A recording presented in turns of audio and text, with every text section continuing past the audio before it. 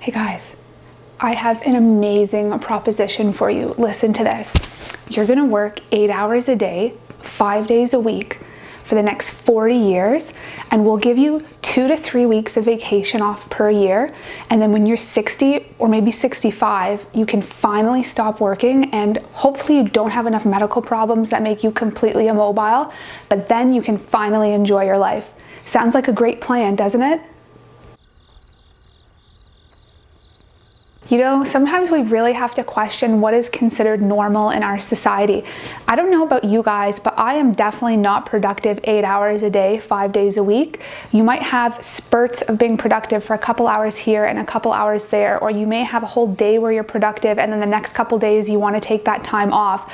So why are we pigeonholing ourselves into working 8 hours a day every single day and really only living for the weekends? It just doesn't make sense. I just assumed even back a couple years ago that this was normal, that you just spend your entire life working and then eventually one day when you're really old you retire, and then you can finally have freedom with your time to enjoy your life and do whatever you want. And it never really made sense to me, but I never also questioned it, and I just considered that, well, that's what everybody does and that's what is considered normal, so it must be right?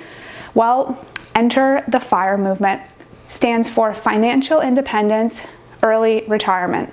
And the FIRE movement at its core basically means that once you have enough money saved and invested that you no longer have to work, because those savings and investments generate enough passive income for you to live off of. And once I realized this, you guys, I'm not kidding, my brain was like, it exploded. I was like, no one has ever told me about this. I've been on this earth for 2 decades and I'm only hearing about this now. Everything that I was thinking that this just doesn't make sense to spend your entire life working, all of it came together when I realized that financial independence was a thing. And I just wanted to know more about it and learn more about it and figure out how I could achieve it myself. I started with $0. And so I'm sure maybe some of you watching are in the same position where you're going to be doing this by yourself. And I just want you to know that it is possible, and literally everybody starts with $0. I know you hear about all these people maybe on YouTube and they have millions of dollars, and it just seems so out of touch that how can I ever get there? Just me with my regular job. But I am me with a regular job, and I'm telling you that it is possible and that you can do it. But I want to caution you on something if you're just getting started with financial independence, and that is people will probably roll their eyes at you, especially older people, if you tell them you are on the road to financial independence and early retirement. I can't tell you how many old people at work and just other places were like, "You have a lot to learn, young one. Yeah, you'll change your mind once you get married and have kids and have a house. You know, those expenses really start to go up. You know, I said the same thing at your age." And the reality is so far all those people were wrong. The numbers don't lie. If you calculate what you need for financial independence and you work backwards towards that goal, you can do it. So don't listen to the naysayers. Just tune them out and focus on your plan, and you can get there. So why is financial independence this dream off in the yonder that very few people are ever able to achieve in their life at a young age? That must mean that it's super complicated and super hard, right? Well, honestly, guys, it's pretty simple, and it comes down to 3 very basic things, and it's sort of the holy trinity of financial independence. The first is saving as much of your money as possible. The second is investing as much of that money as possible. And the third thing is time. And without these 3 things, you pretty much cannot become financially independent. And the reality is, of those 3 things, time, you don't really have to do anything because the clocks just move by themselves. So really the only things you have to do are save as much as you can and invest as much of that money as you can. So why are most people not able to do that?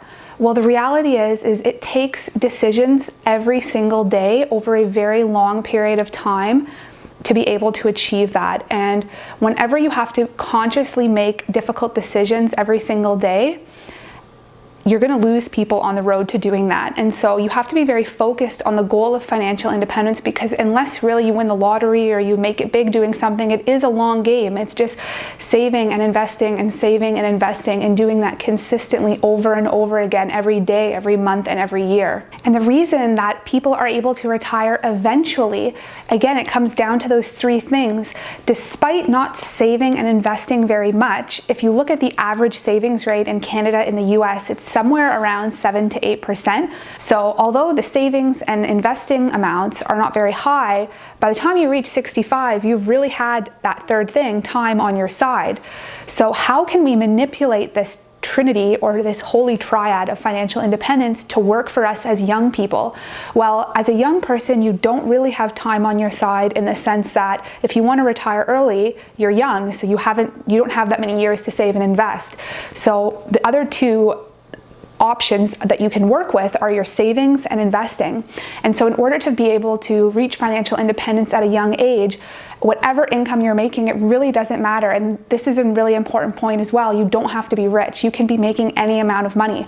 But the key is you need to save as much of that money as possible and invest the difference. And that's really what it comes down to. The higher the percentage of your income that you save, the faster you're going to achieve financial independence. So for myself, as a young person, not yet at financial independence, but really, really close, I've been able to manipulate that triad by increasing my savings and investments to compensate for the fact that I want to do it in less time. So right now I'm saving about 80% of my income. Some people will say that that's really extreme and, oh my goodness, something must be wrong with her. Why is she saving all that money? But honestly, in my opinion, working the next 40 years of my life instead of doing things that I want to enjoy with my free time, that to me is extreme. Saving money and investing money is easy. Giving my life up to work, that is an extreme proposition that I want to avoid at all costs. So if you want to watch my video where I go in detail about how I spend my money in order to save 80%, I'll link it. Is it up there? Still figuring this out. I think it's up there. Anyways, I'll link it for you if you want to go watch that. So you watching, how much do you have to save to reach financial independence? Well, it's really easy. The first thing you have to do is figure out how much money you're making per year.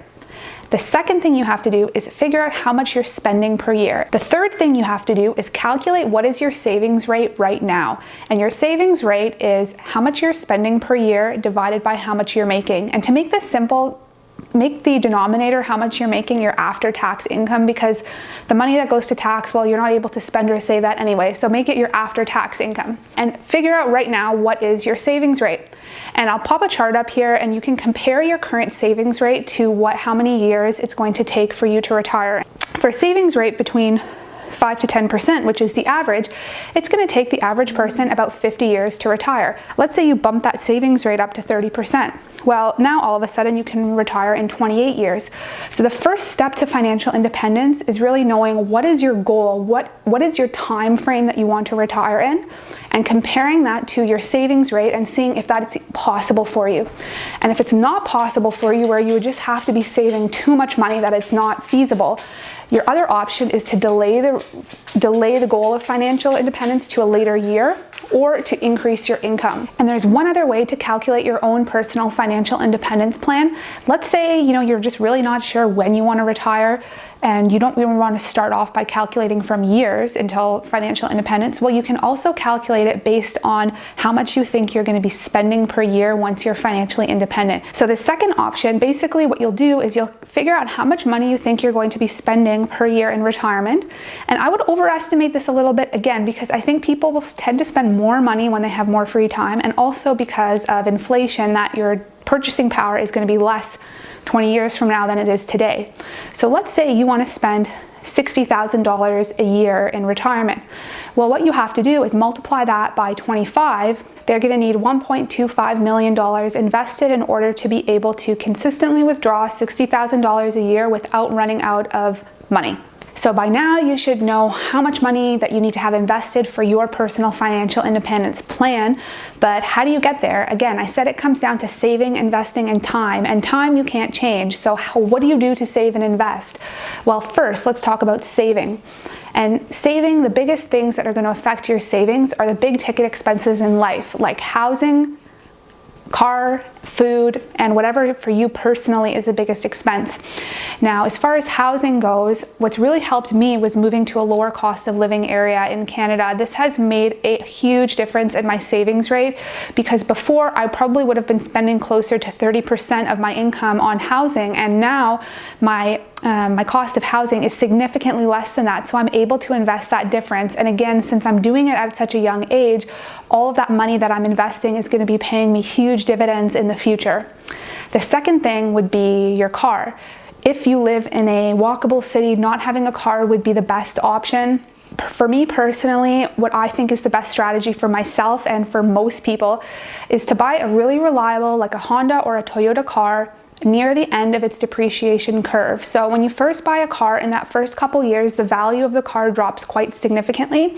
And then eventually, once the car becomes like 5 or 6 years old, it doesn't really depreciate that much farther over the next 5 to 6 years. So if you can buy the car near the beginning of that flattening of that curve, keep it for maybe a couple years, and then sell it near the end, you probably can sell it for not too much less than you bought it for. And I think it's kind of crazy how much new cars cost, really. And because you pay them off monthly, it's sometimes easy to detach yourself from the fact that even like a new Toyota sedan is like $40,000 after tax. Like, that's a lot of money. And it's easy to forget about that ticket number because you're just paying $400 a month. So check out used cars in your area that are known to be reliable brands that are about 5 years old-ish. And I find that's kind of like the sweet spot of where you can get really good deals on some used cars. Now, I think as far as food goes, it's pretty self-explanatory. I try to go out to restaurants as little as possible, but of course I still want to enjoy my life. There's no point working towards financial independence and just sitting at home all day, like curled up in a blanket, rocking on the couch because you don't want to spend money. Like, that's ridiculous.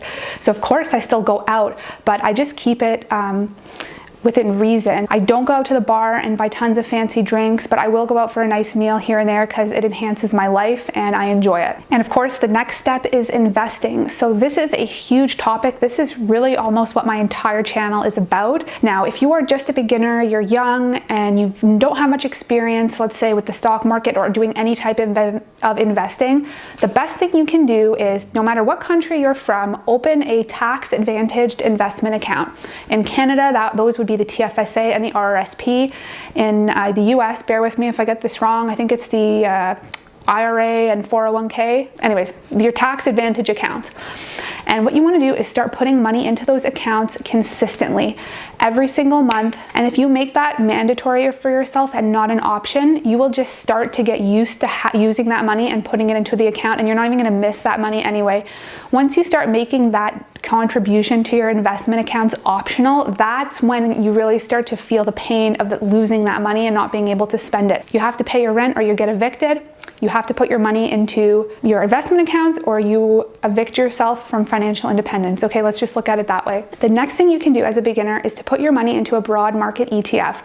I think this is the best strategy over picking individual stocks, because when you're just starting, you're very fragile, you don't have much experience with investing, and you can make a lot of beginner investing mistakes trying to pick individual stocks. Check out my video called Check Yourself Before You Invest Yourself, 10 personality traits you need to be successful in the stock market if you want to do individual stock picking.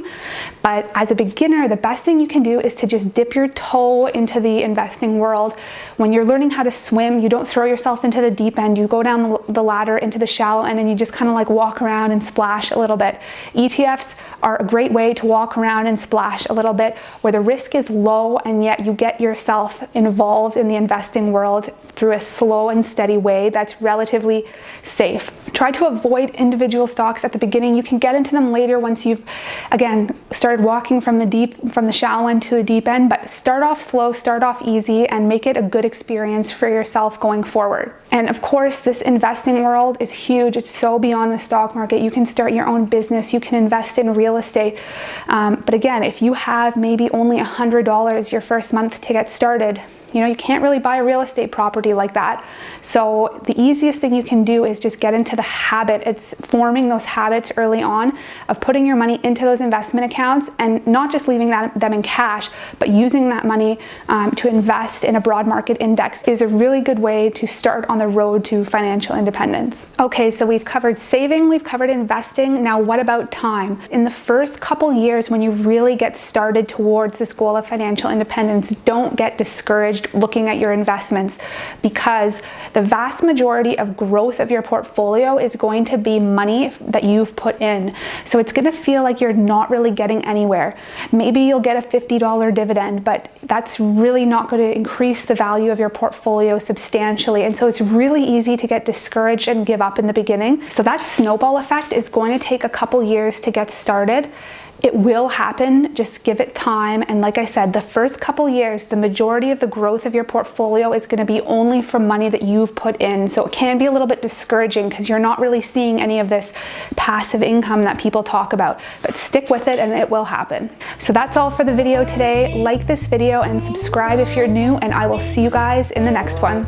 Bye.